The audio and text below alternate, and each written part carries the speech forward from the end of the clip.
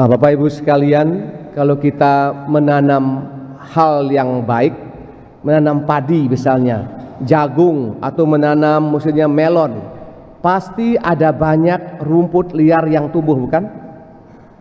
Ya tidak? Seandainya kita nanam melon, seandainya kita nanam rumput liar, seperti di halaman gereja itu nanam rumput supaya bagus, apakah ada melon yang tumbuh? Apakah ada jagung yang tumbuh? Apakah ada durian yang tumbuh? Tidak ada. Kenapa demikian? Karena kalau sudah ilalang, ini gambaran perbuatan yang jahat, pikiran yang jahat, orang yang jahat.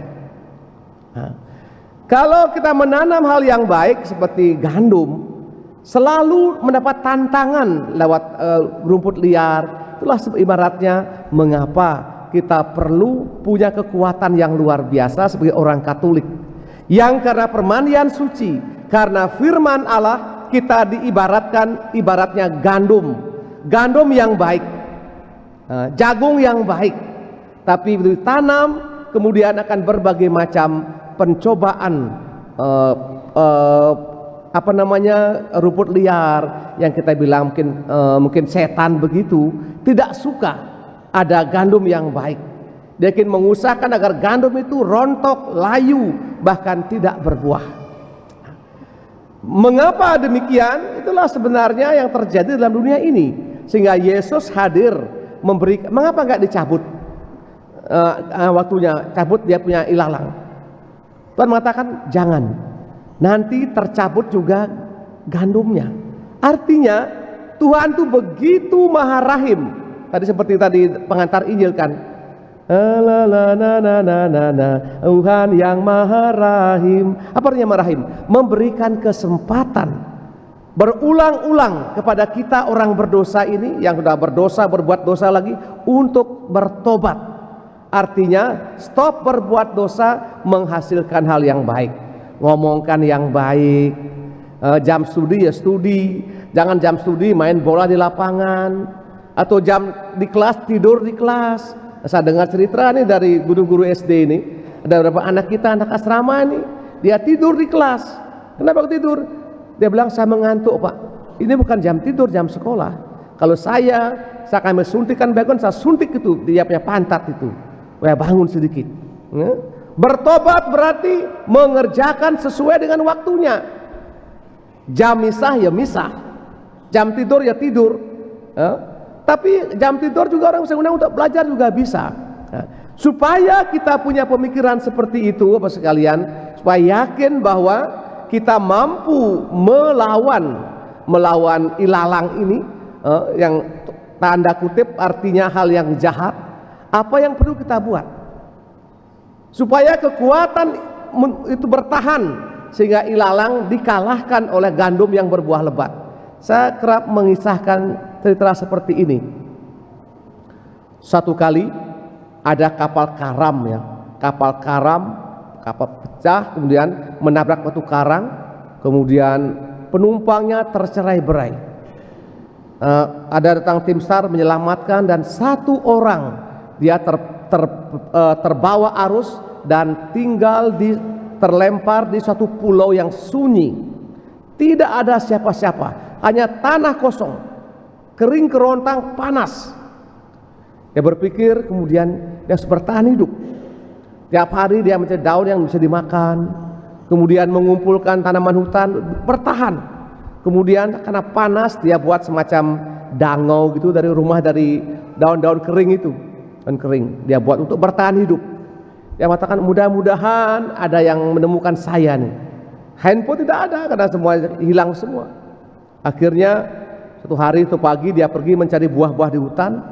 Dia pulang, yang dia punya rumah dari daun kering ini yang dia siapkan dengan susah payah terbakar dan asap mengepul tinggi. Yang dia menangis sejadi-jadinya, dia menyalahkan Tuhan, menyalahkan semuanya. Namun kemudian sampai dia tidak tersadar, kemudian sampai pingsan begitu, dia tersadar, ternyata sudah ada dua orang di sampingnya. Ternyata tim SAR yang menemukan dia. Kenapa dia menemukan dia? Ketika rumah terbakar, yang punya ini merasa kecewa, merasa sama Tuhan, justru menjadi sumber pertolongan dengan asap mengepul ke atas.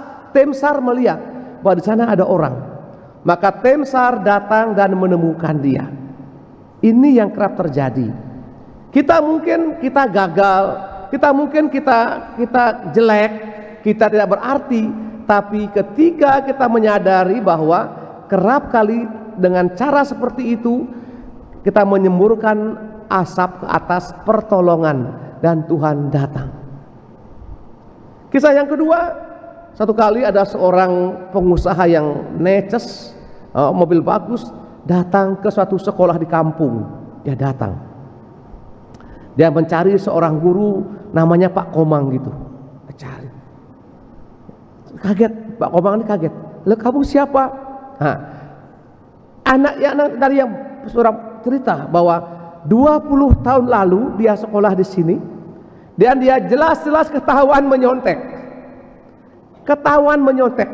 Dan gurunya Pak Komang. Pak Komang ini tidak menghukum anak ini, tidak pernah omong tentang dia menyontek. Cuman dia omong, berbuatlah yang lebih baik. Jangan pernah menyia-nyiakan studimu. Karena peristiwa itu tak ada teman-temannya tahu bahwa dia menyontek dan tidak pernah membuli anak itu. Kemudian karena peristiwa itu, anak ini kemudian berjanji untuk studi sebaik-baiknya. Kemudian dia studi tamat kuliah dan kemudian dia mempunyai kemampuan yang luar biasa dan mempunyai usaha yang luar biasa, besar dengan banyak karyawan, dengan di mana-mana cabangnya. Dia cari apa ini? Seandainya dulu dia mengatakan, kau nih, kau penyontek, kau nih bodoh, kau nih, saya sepak kau nanti. Mungkin dia tidak akan menjadi apa-apa. Mungkin dia malah jadi bajingan, yang lebih bajingan lagi. Justru karena Pak Komang ini mengatakan tidak apa-apa, dia tidak pernah omong tentang itu di muka umum, menyambung cara pribadi. Jangan berbuat lagi, diberi kesempatan dan dia manfaatkan itu sehingga dia datang ke sekolah, dia nyumbang untuk sekolahnya mungkin 20 miliar gitu. Dia nyumbang untuk Pak Komang pribadi 3 miliar, dia sumbang pribadi untuk Bapak. Ini cerita yang saya pernah dengar Bapak sekalian. Ketika kita mau berkembang dengan baik, ya, ketika ada orang menegur empat mata, kamu waktu misah jangan main HP misalnya, orang tuamu, apa yang anak buat? Dia marah orang tuanya. Tapi kalau anak yang baik, dia, terima kasih, HP masukkan semua dan kemudian dia berkembang jadi baik. Dan saya punya pengalaman juga mengajar 12 tahun. Saya tahu anak itu menyontek, saya tahu persis. Saya pernah nggak tahu. Kemudian saya panggil dia setelah malam, sebelum itu saya panggil dia sebelum doa malam. Kamu nyontek ya? Kok Romo tahu? Sebelum kamu lahir, saya sudah menjadi Romo, saya bilang begitu. Dari gerak-gerikmu ketahuan, tapi teman-temanmu ada yang tahu. Jangan buat lagi. Saya tidak berikan SP, tidak berteguran, silakan buat. Dan dia berkembang baik, berkembang bagus sekali. Kadang-kadang perbuatan yang meyakinkan orang dengan cara yang lebih enak, guyon begitu, dia jadi lebih bagus. Mungkin ini penting kita perhatikan juga, mungkin orang tua, para guru semuanya, bahwa menjadikan benih itu berkembang dengan baik, dia perlu air yang cukup supaya dia basah, kesejukan. Kalau panas terlalu terik, maka benih itu menjadi kering. Semoga kita yang mendengarkan Injil ini menyadari bahwa Tuhan Maha Rahim. Kalau kita memang buat salah, stop dan mohonkan dan stop. Kemudian apa yang kita buat? Mohonkan kekuatan Tuhan untuk menjadi gandum yang baik.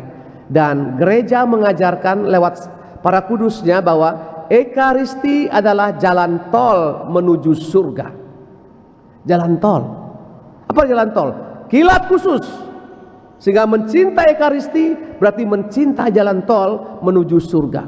Sehingga saya mengundang anak-anak yang di rumah-rumah, SMP, SD, TK, orang tua, para guru semuanya. Begitu Anda punya kerinduan merayakan Ekaristi, itu artinya gandum yang baik telah ditanamkan dalam diri Anda masing-masing dan pasti berbuah. Ada banyak godaan. Mungkin yang SMP, yang SMK, mungkin karena malam-malam video call dengan dia punya pacar, bilang lope-lope, pagi telat bangun. Bangun jam 6:15 mati sudah. Dan itu kebiasaan terjadi. Bagi orang tua tidak kontrol, HP dari pagi sampai pagi. Gunanya apa? Saya nggak dapet deh. HP ngide aja orang tua nih, pulsa ngide aja orang tua nih, pes bekal ngide aja orang tua nih. Mari orang tua tegur, orang tua dimaki-maki. Kalau saya punya anak, saya berikan perminyakan suci 8 kali itu. Biar dia bertobat segera. Kita mohonkan keberanian ini untuk menjadi benih yang baik. Dan begitu jadi benih yang baik, nanti ada muncul ilalang. Mohonkan bantuan Tuhan agar ilalang tidak bisa menguasai gandum ini. Dan gandum yang menguasai ilalang pada musim panen artinya saat kematian. Ilalang akan dibuang, dibakar, gandum dibuang, masukkan ke lumbung surgawi. Kita mohonkan keberanian ini, memohonkan bantuan Tuhan dalam misa khusus pada pagi ini. Amin.